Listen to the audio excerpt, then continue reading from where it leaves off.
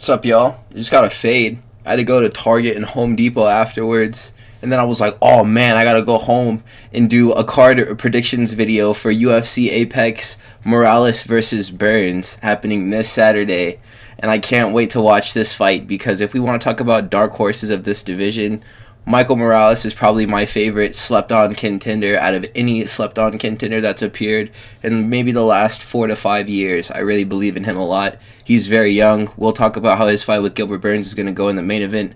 First, I'm going to talk about all the other fights that will happen in between the opener of the prelims all the way up to that fight. So let's discuss Tecia Pennington versus Luana Pinheiro. Two things I want to say. The first thing, thank you, all of these fighters. I know that I'm going to make jokes right now and talk about who's going to get chinned and how I think they're going to get choked and stuff, but thank you so much for fighting.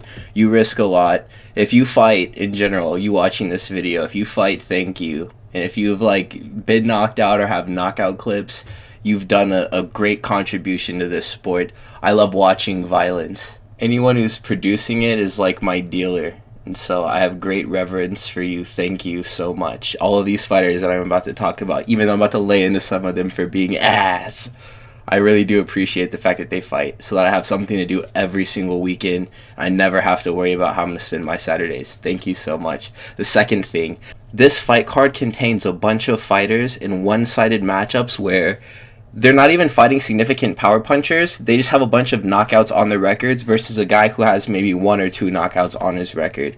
So it's implied that this person is going to knock this guy out cold. Maybe not so much in the women's prelim opener, but we're still going to break down Tecia Pennington versus Luana Pinheiro anyways. Pinheiro enjoys wins over retired Randa Marcos. She has beaten Sam Hughes, who's still around. She's won over Karate Hottie, who's also retired.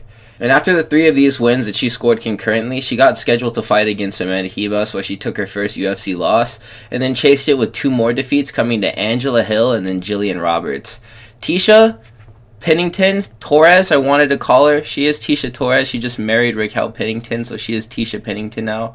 She's an 11-year UFC veteran who has fought every legend in this weight class since 2014 and isn't coming off of 3 consecutive losses. Neither of these women are very good, but Tecia Pennington is more physically capable than Pinheiro. She also beats Angela Hill in a fight, and Pinheiro doesn't.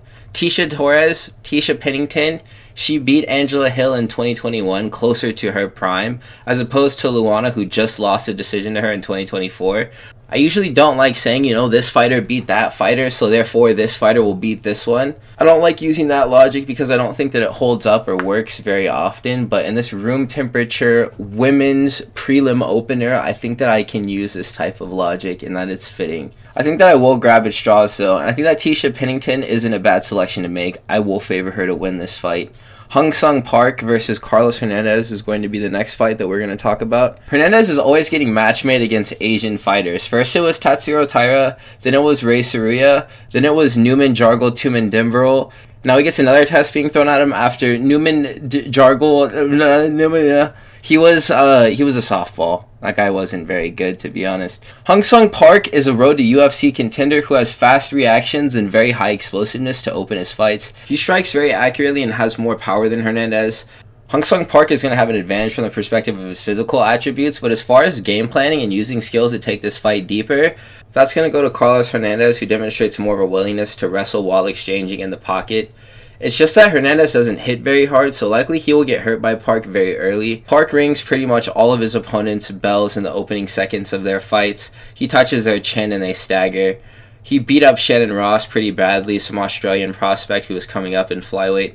This is a problem for Carlos since he isn't that physical, and he can be handled in the grappling and the striking by more massive fighters like Alan Nascimento, who won by first round submission over Hernandez for the fact that he was just stronger than he was. Hernandez's losses to Ray Saruya and Tatsuro Taira mean that he can be beaten where he is strongest by more experienced grapplers. Not Park, but I think that Hyunsung Park still wins. Park is not astoundingly good at fighting, or even that much better than Hernandez. I'm just convinced that he will win this fight for the fact that he's larger and hits harder than Carlos Hernandez, and they're going to be trading in the open range to start this fight. Hyunsung Park always has good luck there and ends up scoring cheeky drops or rocked moments just to get things going, whether or not the fight goes to decision or not. So I'm going to root for that to happen and for Carlos Hernandez to not recover. And this to be a TKO coming at round 1, Hyunsung Park. The next fight that we're going to talk about is going to be another stinky women's strawweight bout. Elise Reed versus Denise Gomes. Denise Gomes ended up being a lot worse than we thought she was going to be before she ended up losing to Angela Hill. She was chopping up these dainty women's strawweights like Jasmine Uregi and Bruna Brazil post the UFC giving her a challenge in Luma Luke Bunmi to get started with in the promotion. She did lose this fight, but it's Luma Luke Bunmi, and she looked like the Terminator robot, so we give her a pass. Elise Reed also fought Luma Luke Bunmi, and she lost this fight via second round submission where Denise Gomes only got decisioned. They probably have the same quality of wins on their record. They've beaten the same level of competition, and it's not really any fault of their own. It's just women in strawweight, you know. Reed, though, has been in the UFC for nearly 2 additional years than Gomes, and she's taken a lot more losses in this time. When Reed does lose, though, she gets finished. Gomes will drop a decision in a shit fight that we can all forget about by the next time that she comes to fight again. And we just see that she looks scary and want to pick her, but I'm not falling for it this time. I'm going to think about it a bit more critically before I just do what I just said I was not going to do. Reed, I guess, is more entertaining than other women fighters who don't initiate or put themselves at any type of risk in their fights. At least Reed is either winning a decision or getting subbed or TKO'd. Gomes is a heavy favorite, though, and that's for a good reason. Denise doesn't have many sleepy KOs to her name in the UFC, but if she really wanted to start putting these women to sleep, this would be the proper time to start this knockout streak. So ultimately, will I select Denise Gomes sleeping Elise Reed out cold? Yeah, in the second round is what I'm going to go with. A Denise Gomes brutal sleepy KO in WMMA. It's going to be like seeing a shooting star. I'm excited. The next fight is going to be Luana Santos versus Tainara Lisboa. What a name. Tainara Lisboa is a fighter whose name I remembered just because it's so unique. I remembered seeing it some years ago, before she fell off the face of the earth. I haven't heard of her. She Nikita Krylov, and she is a very mid-Brazilian grappler from the perspective of fighting. I mean, she's going to be very ring-rusted post-2-year layoff where she was coming from back-to-back decision victories. I think she actually did sub Jessica Rose Clark, but she also won a decision after that fight. Luana Santos has demonstrated a willingness to pick apart opponents who are not competing at the same level that she does. Once they gave her a fighter named Maria Agapova, and the word on the street was that she was into some hard drugs like meth or something, and Luana got in there in that fight that took place last year, and she scrubbed that girl out in 3 minutes and some change. I think the fight happened in July 2024. Lisboa isn't on the same level of Agapova from being so bad at fighting, who is a secret member of the Salamanca family from Breaking Bad. Lisboa seems to know what she's doing in the stand-up, though. But aside from her victory over Jessica Rose Clark, which came due to a third-round submission, what I'm seeing happening in her next fight, which, I mean, I'm watching their latest fights because you're only as good as your last fight. That's the saying, and I study people's last fights a lot. She's going to dump her gas across the course of 10 minutes and then coast through that third round and maybe lose it. So if she's taking rounds off, and that's like a consistent theme throughout her fights, I'm thinking that this is the type of fighter to lose a war in the last 40 seconds just because she gassed out. She does just enough to get by and then chills until her hand gets raised whenever she does win. And a single stoppage in the third round over Jessica Rose Clark didn't really look horrible at the time with context, but it didn't age good. It doesn't really look the best now. That's why I'm thinking Lisboa off the ring rust is going to get battered. Santos is going to clean her up in the stinkiest decision we've ever seen. But I can also see this being stopped by the woman that I selected too. I'm still going to go with the decision, and we're going to talk about the next fight. It's going to be Yadier de Valle versus Conor Matthews. And I actually had to apply some brain juice to think about this one so I could give a good prediction. One thing that I did think, though, immediately was that this fight being so high up the card is just silly. And the fact that up until this point we may have to sit through 3 of the worst women's strawweights fights we've ever seen in our life is also kind of a joke. The UFC can't put on good events throughout consecutive weekends throughout a month. And even whenever we do get big events, Thank God that the one from last week ended up delivering, but there wasn't a crazy amount of stars on that card. And there are very few people of note on this card. This is a Dana White Contender Series debut, Yadier de Valle. Yadier de Valle looks like a Mario Batista clone, a smudge grappler with mediocre stand-up, but he gets a test in Conor Matthews, who has been given some challenges to overcome by the organization, and he's fallen short in both of them. Jose Delgado beat his butt, and Dennis Bazookia also knocked him out in the third round of their fight. He got rocked at one point in this fight to begin it, and then he was dropped cleanly at another point, and that was just the first 5 minutes. He ended up losing the decision, but he took a bunch of damage in this fight off of a very slick striker. Yadier de Valle is definitely not that guy. De Valle is bad at striking at range, and whenever he can land clean, he is not very powerful and often pressures into a clinch without doing real damage.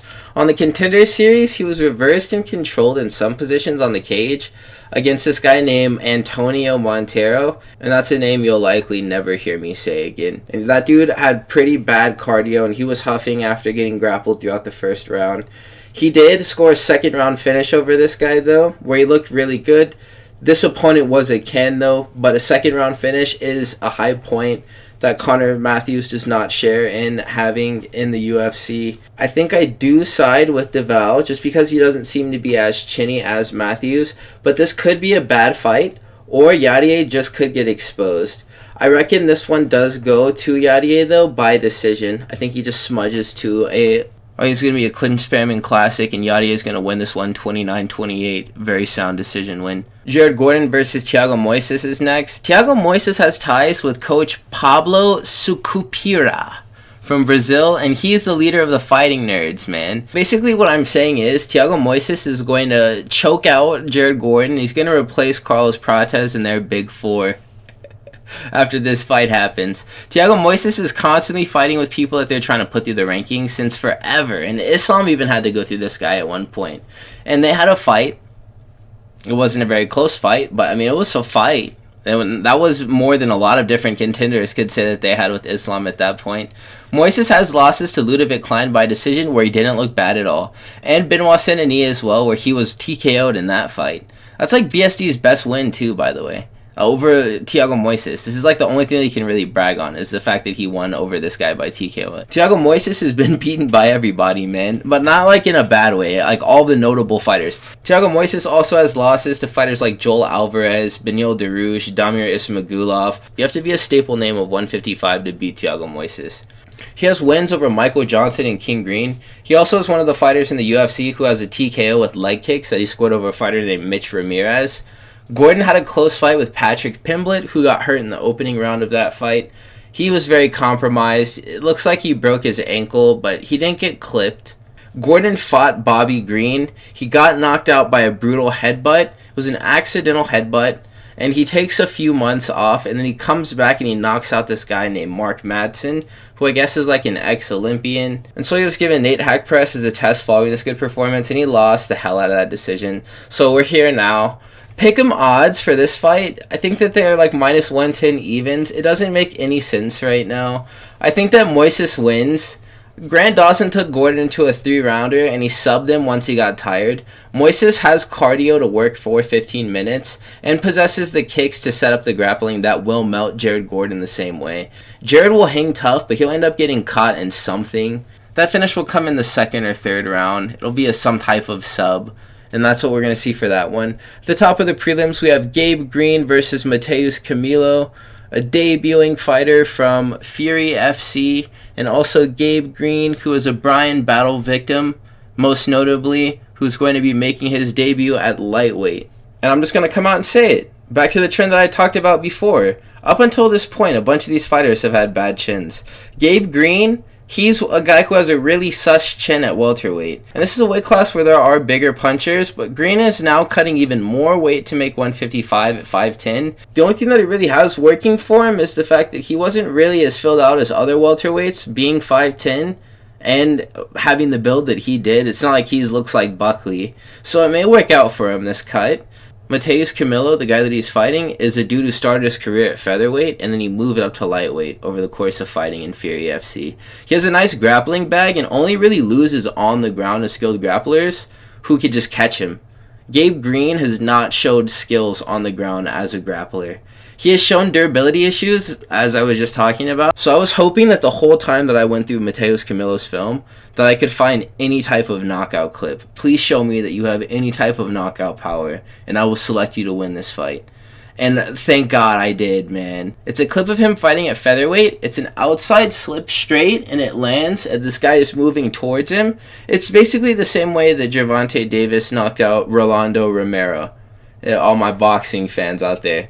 But this time the guy goes out completely. So I think he has the pop required to sleep Gabe Green again, just based off of how hard that shot landed. Even at 145, I think he's sinking that battleship with minor difficulty. Likely round 2, round 1, he may spin either dropping Gabe Green or taking him down to test the wrestling throughout the early going.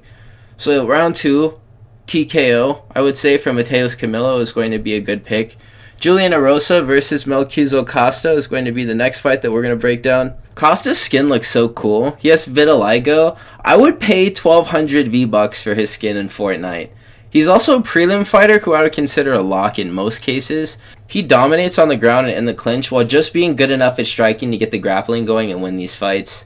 He's very violent too, and active in his guard, so he can get to these finishes once he's moving around down there, and it doesn't take him very long either. He's constantly working for back positions or clawing his way into mount and snatching up arm triangles and throwing his body off to the side to finish them. He's very good at these sequences and getting out of the cage. But he shares this quality with Julian Erosa, and Erosa has kind of blown me away by being so violent himself, and he's really been outperforming all my expectations for him ever since the Ricardo Ramos fight where I thought he would get chinned. Following a knockout defeat to Fernando Padilla, it wasn't a good showing at all. Julian Erosa, I think, was just for sure having an off night then, but he came back and he fought Ricardo Ramos. 3 straight first round finishes. He's been looking like an absolute baller ever since. Ricardo Ramos, Christian Rodriguez, and Darren Elkins all in the same 3-fight win streak, all first-round finishes. That's actually a pretty good round, I'm not even going to lie. Julian Erosa is a very high-octane but high-risk fighter who may leave himself vulnerable to get knocked out early. Costa's best weapons, though, are on the ground, and this is where Julian Erosa is also strongest. So who has the better grappling? I think it's probably going to be Julian Erosa, who is a super mega ultra black belt. I was doing research into what progression that he was at as far as jiu-jitsu went, and this guy was a brown belt in 2014, so he's been competing and training since that time. Imagine what progression he's at this point. Melquizael Costa is on record as being a brown belt in jiu-jitsu. He lives in Brazil, though, so that could mean something different versus having a black belt in America. But as far as time and respect paid to the arts in order to earn the achievement of having the black belt, I think that Julian Erosa has demonstrated that he has a great mastery of the ground and lots of skills to finish fights whenever they do get to this point. And he has a great way of getting them there with the striking. Where lethality is concerned, Erosa is taking greater steps to stop his matches with his striking, and I think that it's a lot better than Costa's. I would actually go as far as to say that his striking is a lot better than Costa's. I could see this being a close fight where Melquizael Costa wins, but I think that a better story is going to be Julian Erosa knocking out Mel in the first round. So that's what I'm going to predict, a round 1 knockout for Julian Erosa over Melquizael Costa. It'll be another walk-off guy, just like the Darren Elkins one. Dustin Stoltzfus versus Nursulton Ruziboev. I'm telling you, the directors all just got in a room. After they made the first women's fight, they were like, what if we just put a bunch of fighters with bad chins on this card? And then another board member was like, yeah, call Dustin Stoltzfus. Stoltzfus was getting finished a ton in the past, but has most recently knocked out Marc-Andre Barrios, who is celebrating his own victory from last weekend over Bruno Silva, who is no longer with us in the UFC, I'm afraid. It's better that than him no longer being with us in general, because it kind of looked like it was like that for a minute whenever that fight ended. But Bruno Ferreira and Abus have both laid this guy, Dustin Stoltzfus, out, and he's been choked out by grapplers like Adolfo Vieira and Gerald Meerschaert. but it looks like he is learning and getting to finishes now. The sequence leading to Barrio going out was very skillful, and he was doing good work in the clinch, and he got right back to boxing whenever it counted to knock him out. They were just trading collar tie uppercuts and elbows and stuff. Dustin Stoltzfus actually was dropping in some good knees and elbows and uppercuts in this clinch.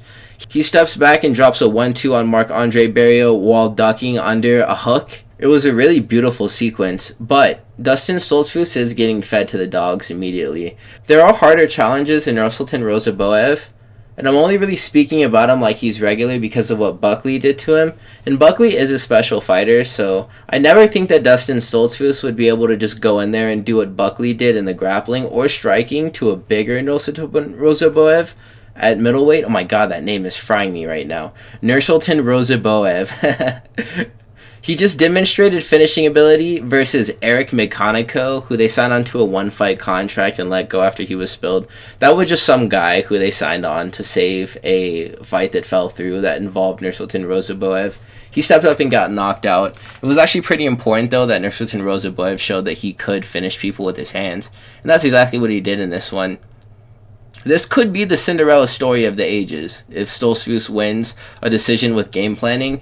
But Nursulton Ruziboev slept Bruno Ferreira after he had beaten Gregory Rodriguez, and I thought that Buckley was done for whenever they announced this fight because of the fact that that was something that totally happened. And I forget about it through all the different fights that he's had, you know, with famous Dex Cedric Dumas and whoever else he's fought since then. This guy actually did knock out Bruno Ferreira, and that's a big W for middleweight. And he does welterweight experiments, you know. I think that he might permanently be in this weight class. And good for him, because he performs best here. I think that he'll stop Dustin Stoltzfus in the second round. Maybe a similar sequence to the one that got Mecanico out of there. Maybe it'll be sleepier. There's no real telling. Nursulton Ruziboev is also 6'5", so I'm going to be paying attention to whenever he fights to like see if he's actually 6'5", or if they're just capping about that there. We're going to talk about the next one, though. It's going to be Soddiq Yusuf versus Myron Santos. Myron Santos hasn't showed himself to be much of a prolific puncher in his last fight against Francis Marshall, who tried wrestling to keep himself in this fight instead of keeping the fight standing the same way that Conor Offley did, and he got brutally knocked out for his decision to keep the fight there. If Santos can find the same home for the collar tie uppercuts that finished Offley on Yusuf, this fight is over, because the sequence that he was finished by Diego Lopez in and this flurry from Myron Santos looked virtually identical. Yusuf could make this fight boring with the wrestling, but on the feet he gets torched and has a real risk of being knocked out in this fight for as long as he stands with Myron Santos. Yusuf has lost pretty close and important decisions against contenders that would have changed the course of his career entirely. He maxed out against an old man, Edson Barbosa, and hasn't displayed a great chin in general. Santos is a fighter who I think needs to overcome his apprehensiveness towards like the takedowns and the wrestling, because he'll likely do well if he boxes and may struggle if he chooses to linger on the cage and just get pressured the whole time. He needs to go first and be vicious with his onslaught. He possesses the power to seal this one with a counter or with pure aggression. I hope that we see Myron Santos hit a crazy walk down and knock out Soddiq Yusuf in round 1. The next fight that we're going to talk about, which will be the co-main event of the evening, it's going to be Paul Craig versus Rodolfo Bellato. Who the heck let this become the co-main event of any type of fight card? I know that we're in the Apex and like we don't get good events whenever we're here, but this feels kind of like a punishment in general. Unless we get a finish out of this. And I don't know, man. Because Rodolfo Bellato, he knocks out Ihor Potieria and he draws with Jimmy Crute. And whenever he was fighting Ihor Potieria and knocked him out, he almost got chinned in that fight. He was the first person to get dropped in that match. I rewatched this fight, and it was not just a start to finish Rodolfo Bellato victory over Ihor Potieria. It was a very grindy fight. Ihor Potieria ended up breaking, but he had very big moments in this one against Rodolfo Bellato. Now he's a minus 500 favorite over Paul Craig, who even though he's been on a skid, has a win over the current champion with the Hail Mary Triangle. That don't work. The only thing that Bellato has over Paul Craig other than moderately better striking that still looks remedial is that Paul Craig lost to Bo Nickel, and that is probably the reason why these betting odds look the way that they do. But I still kind of think that Paul Craig wins this. Bellato is a heavy bag, and he doesn't prioritize his own safety in the pocket. He's just trying to score and absorb what strikes he can so he can get his own offense going, which really isn't significant after looking back at his fights. If you look back at the stats for the fight, he was outstruck by Jimmy Crute, even though he was given the draw for the fight.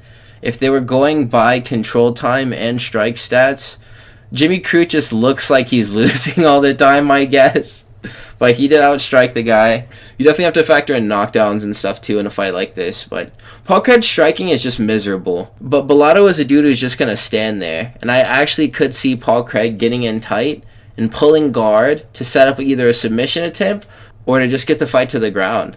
This is a showcase opponent for anyone else. Paul Craig is due for a fighter like this in matchmaking because he's been getting tough fights. He had a ranking attached to him before, so they were just giving him a bunch of hard opponents to face off with. And I can see him winning this fight, man. I can see him winning this fight. He does so by getting this fight to the ground in 2 separate rounds, and then I think he's going to choke this guy in the second. So that's going to be my official prediction. A submission for Paul Craig in round 2 over Rodolfo Bellato. The classic striker versus grappler matchup, and Bellato is hardly a striker, so we're going to talk about the main event now. Michael Morales versus Gilbert Burns. Michael Morales is a young fighter. He's 25 years old. This matchup looks something like 25 years old versus 38 years old on the side of Gilbert Burns. I watched some of Michael Morales' tape from the regional circuit in Brazil. He's a great boxer for this division. Maybe not on the same level as Jack Della Maddalena, but he is very technical, and he can put fights away with his hands while having pretty good wrestling and jiu-jitsu to lean on, always. His grappling, though, is going to be useless against Burns, unless he uses it defensively, because nobody's ever really trying to take Burns down. So this is going to be a stand-up war. Morales has the opportunity to set himself apart from all the other contenders who have been in the mix lately, like Buck, Gary, Shavkat, and Brady with what he does here. If he isn't showing up to clinically outbox Gilbert Burns and knock him out, which I'm more than confident he will be able to do, he just has to stay off of the cage and not get his base broken down whenever they start wrestling there. Morales was getting clinched up by Magny, and Burns would likely find a way to secure the takedown Neal was struggling with on the cage. Morales may be exposed for a weak ground game, but the great equalizer is power. Morales spun an elbow in the clinch after getting pressed to the cage for like 2 minutes, and that flash KO'd Neal Magny, and that started the beginning of the end. He wasn't really coherent until the fight was stopped, Neal Magny, because of the force of the spinning elbow that Miles Morales threw and knocked Neal Magny out with on accident. And I always call him Miles Morales because of Spider-Man, but Michael Morales possesses power that he can sleep people with on accident. But if he doesn't show up ready to outstrike Burns with pace and activity, he may get clubbed to death by big wound-up shots by Gilbert. Gilbert does this thing where he cocks back all of his shots and winds up and telegraphs all of his punches, but he's so explosive that even though he's telegraphing, it doesn't really make much of a difference anyways, and they're still difficult to defend.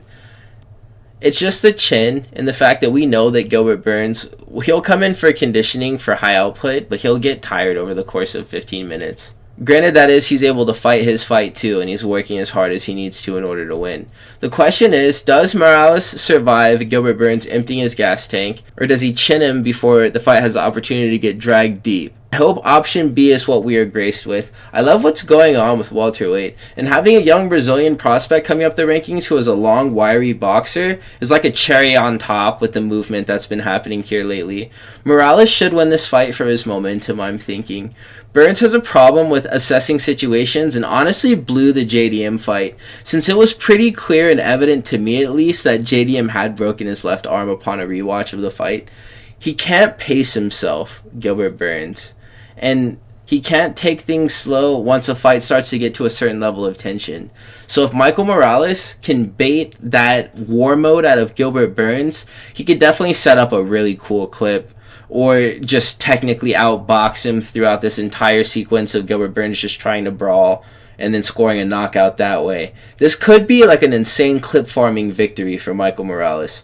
And that's what I'm rooting for, because who doesn't want to see cool prospects at 170? His footage from the regional scene is insane. Like, very good boxing, very skilled boxer, it looked like. He didn't get to display too much of it because Neal Magny just broke, but hopefully we get to see more than like 3-4 minutes of Michael Morales this time, because I do enjoy watching him work. that's going to be my picks for this card, you guys. Thank you so much. As we talk right now, 250 subscribers. It's 11:30 right now. I have to wake up at 6 a.m. and I'm still going to edit and upload this video right now. I can't stop. Can't stop it. So yeah, thank you guys for hanging out. If you made it to this point in the video, please like, comment, and subscribe. I will catch you fellas in the next one. Peace.